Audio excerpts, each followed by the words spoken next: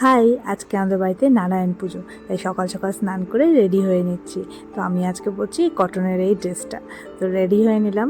আজকে কিন্তু আমাদের বাড়িতে অনেক লোকজন আসবে, মানে সবাই আমাদের রিলেটিভসরা।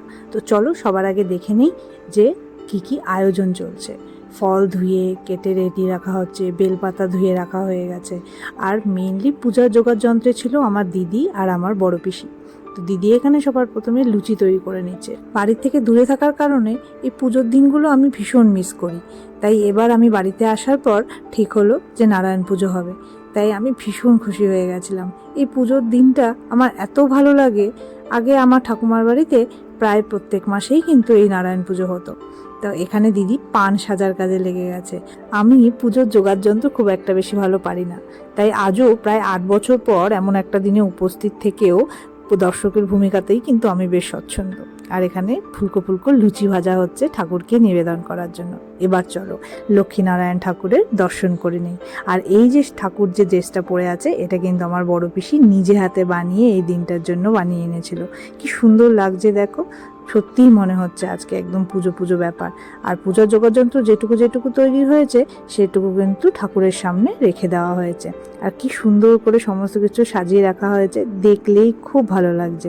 আর এখানে লুচি, পায়েস এগুলোও তৈরি হয়ে গেল।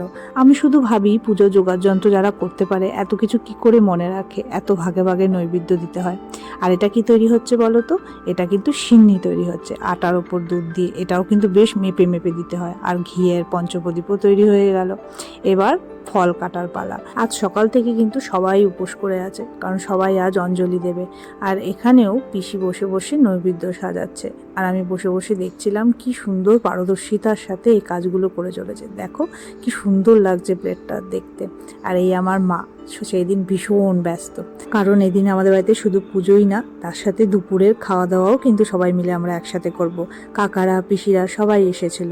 আর ইতিমধ্যে দেখো আমাদের সমস্ত ঠাকুরঘর সুন্দর করে সাজানো হয়ে গেছে। আর সেটাই আমি একবার দেখে নিচ্ছিলাম সুন্দর করে, কি সুন্দর লাগছিল সমস্ত কিছু আয়োজন করার পর। আর আজ যেহেতু সবাই মিলে খাওয়া দাওয়া করা হবে, তাই শুধু পুজোর কাজ না, সেদিকে খাওয়া দাওয়ার দিকেও কিন্তু মাকে খেয়াল রাখতে হচ্ছিল। তাই মা একটু ব্যস্তই ছিল। আর এই পিসিটা আমাদের রান্না করেছিল সেদিনের সমস্ত খাওয়া দাওয়া। তো এখানে মাছ ভাজা হচ্ছিল, আরও সেদিন অনেক কিছু রান্না হয়েছিল, সেটা আমার এখন আর মনে নেই। এরপর ঠাকুর মশাই এসে গেছিলো, আর এটা রান্না করছিল চড়ু। নারায়ণ পুজোতে কিন্তু চড়ু অবশ্যই তৈরি হয়। আর চড়ু যারা না জানো তাদের জন্য বলে দিই, চড়ু এক কথায় চিনি ছাড়া শুকনো পায়েস। আর পুজো হয়ে গেলে সেটা বাতাসা দিয়ে খেতে হয়। আর এই দেখো পুজো শুরু হয়ে গেছে।